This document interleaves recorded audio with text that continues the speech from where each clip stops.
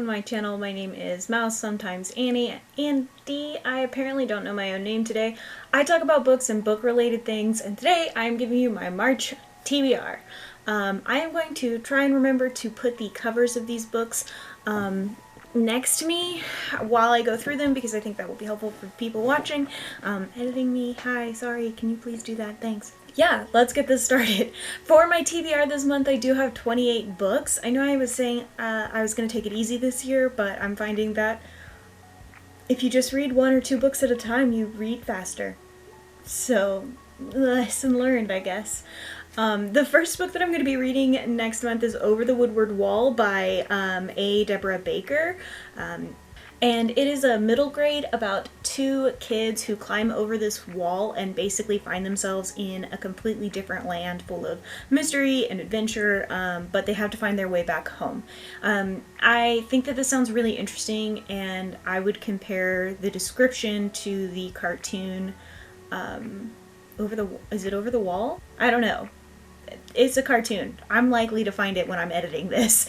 But it was a really interesting cartoon, and I think that I will probably find myself comparing the book a lot to that. I think that's the only middle grade book that I have on my TBR this month, so I'm kind of excited for it to be hopefully the first book that I read this month.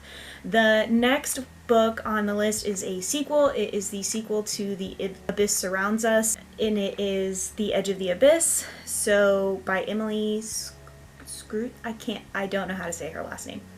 But The Edge of the Abyss is a sequel, and basically it's about our main character who already pledged her allegiance to the Ruthless Pirate Queen, and she is finding out that other monsters are swimming free, and other reckoners that have been illegally sold and have escaped their captors are attacking ships at random and ruining the ocean ecosystem, and Kaz basically has to do her best to figure that out and help everyone involved.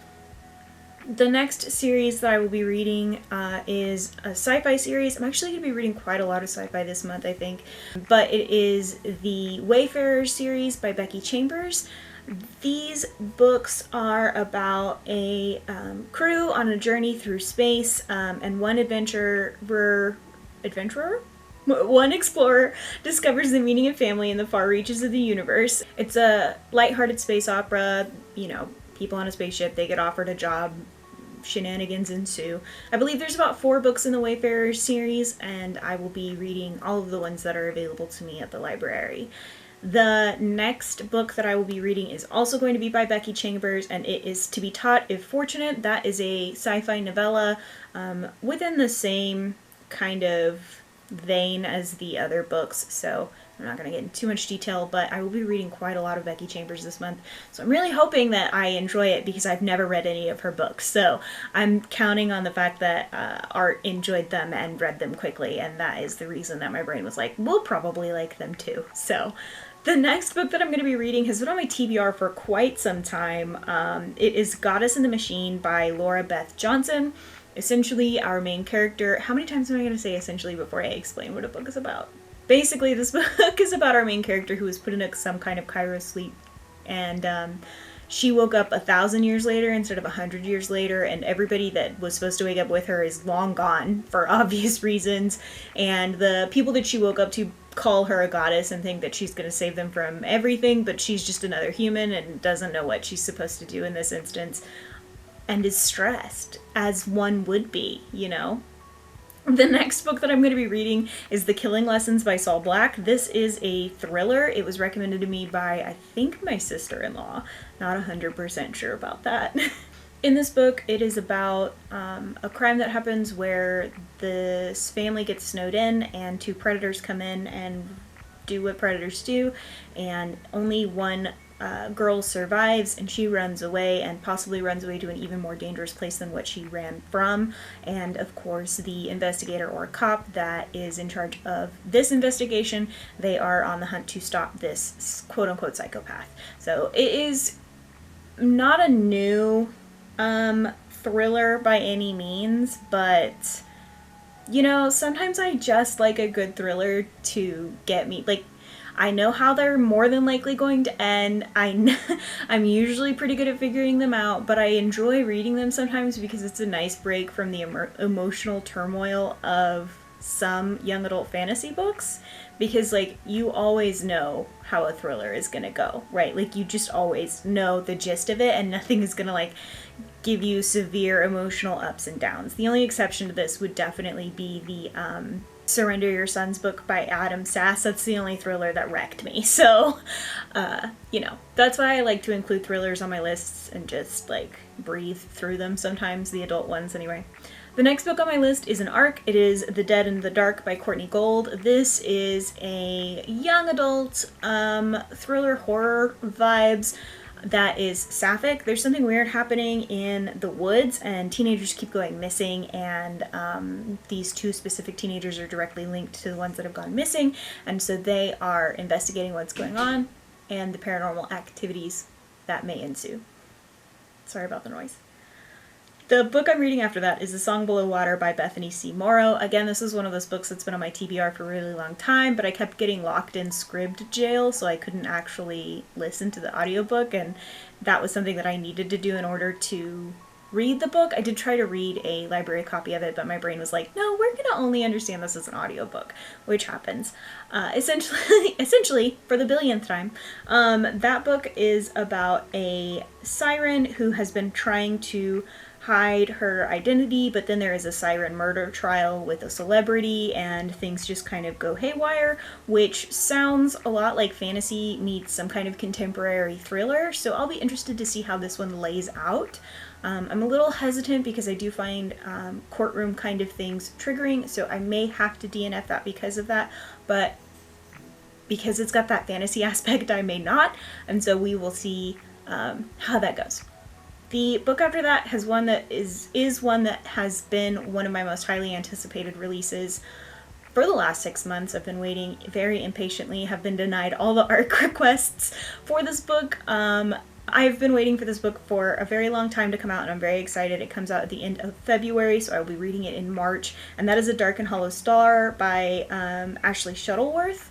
This has big, like, almost, I don't want to say but A Court of Thorns and Roses meets Cruel Prince, but queer, which is basically what those two books have always been missing for me, was any kind of queer identity for the main cast, and this happens to have it. It looks like a really, really interesting book, and I'm really excited to get to finally be able to read it. It is about half fae and royal fae and basically a serial killer and these teens trying to find out who it is, and just an ongoing plot like that, and I'm very excited about reading it. I know I've said that like 12 times, but it really is something I've been anticipating for a long time. For my childhood rereads this month, I will be reading the Vampire Academy series by Rochelle Mead. I'm not looking forward to this reread at all. I read them as a teenager. I remember reading them as a teenager. I was never someone who was very into the whole vampire thing, so that further leads to my hesitancy, but Art had brought it up when I was first talking about this project, and so it immediately made it to the list because I remember the hype around all of this. So of course I will be reading it. This book is basically about a mortal vampire with a gift for harnessing the earth's magic, and she has to go to this vampire school and be hidden in Montana, because that's where you hide vampires, obviously. I don't remember what these books are about, and so like I just remember them being about vampires and probably having some kind of love triangle relationship. My library has all of them as audiobooks, including the novellas, so I will be reading them, but I'm not going to be happy about it. That's all I have to say about that. The next series that I will be reading next month is the Wayward Children book by Seanan McGuire. I have been wanting to read Seanan McGuire's books for quite some time, and I actually will be reading another book by Seanan McGuire as Mira Grant this month, so I'm kind of just like filling my queue up with stuff by very specific authors. But this series is about children going missing under the right conditions, and magical lands have little need for used up miracle children, and so it's sending them back. I don't know, I've just heard really, really good things, and Tor gave a bunch of free copies of them a couple of months ago, and so I was able to get my hands on them, and I'm very excited to start them. Because like I said, I've been wanting to read this specific author for quite some time. The next book is Red Hood by Elena K. Arnold, and this is another art recommendation. It is very like take down the patriarchy and kill all men vibes. It is about kind of a wolf situation and like a wolf hunt situation. I don't know. Even the summary description of it leads you to kind of be like, what is this about? Who knows? Men suck. Like, that's really the gist of it, and that's all I've got for you. I'm very excited to read it, though. I believe it is a horror, so I will probably know more once I do a vlog and a wrap-up. The next book is going to be Damsel by the same author, which has the same kill all men kind of vibes. Am I going to get flagged for that? Probably. And there is this quote-unquote right where a prince who is going to be the king has to come of age.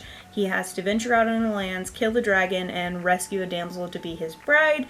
And he saves this one girl, and she's just like, no, this is not right. Something here is wrong. So it is that story, which is a really interesting take on the classic fairy tale of like damsel in distress. So I'm kind of excited to read it and get my hands on it. The next book is Into the Drowning Deep by Mira Grant, which is Seanan McGuire. If you didn't know, I didn't know. This is a sci-fi horror with queer characters in it. 7 years ago, the Otter Gratis set off on a voyage to the Mariana Trench to film a mockumentary bringing to life ancient sea creatures of legend. It was lost at sea with all hands. Some have called it a hoax, and others have called it a maritime tragedy. Now a new crew has been assembled, but this time they're not out to entertain. Some seek to validate their life's work. Some seek the greatest hunt of all. Some seek the truth. But for the ambitious young scientist Victoria Stewart, this is a voyage to uncover the fate of the sister she lost. Whatever the truth may be, it will be only found below the waves. But the secrets of the deep come with a price. I really actually love books in which the ocean is the monster. The ocean is a scary place and we don't know enough about it. So, that's how I feel about that. The next book that I'm going to be reading is another sci-fi. I feel like I'm reading mostly sci-fi this month, so that's interesting. Is Winter's Orbit by Everina Maxwell. This book is about the Iskat Empire that has long been dominated through a system of treaties and political alliances, and a lot of people have begun to be unhappy under the rule of the Iskat.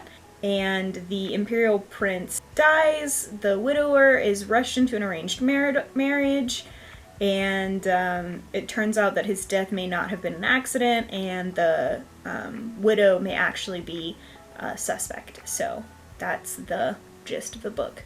I have heard a lot about it, and Art yelled at me a lot about it, so I used a credit and I grabbed it. My camera died. I was talking. The next book is possibly going to be read in March, but it might be read in February, so I'm going to mention it before I go, and that is What Big Teeth. I don't remember who wrote it. I'll include the cover next to me, though, which will say who wrote it. It is speculative horror, which means it's mostly just scary vibes, and I'm very excited about that. Yeah, it's queer, speculative horror. Big fan of that concept. That's it, though. That's my TBR for March 2021. As always, I will have these most likely linked down below in my Goodreads as its own bookshelf, so hopefully that helps you guys if you want to read any of these books too. If you guys recommended any books for me to read last month and I didn't mention them this month, it's because I spent a lot of money on the Illumicrate editions of The Infernal Devices, and so I cannot mess up my book budget, but I will be looking at those comments for April, and the next time I see you guys, there's a really strong chance I will be in a completely different location. So I'm going to do my best to make sure that my April TBR comes out per usual, but if it doesn't, I'm sorry. I will do my best, but I don't know how things will go when I'm moving. I don't know if my bookshelf will be back up, that kind of thing. Like I said, I'm going to go. That's the end of this video. I hope you guys enjoyed it. If you did, don't forget to like and subscribe and share, comment, all of those things. If you didn't enjoy it, sorry, don't really know what to tell you. Don't forget to take care of yourselves and drink some water. I'm gonna go. Okay, thanks, bye.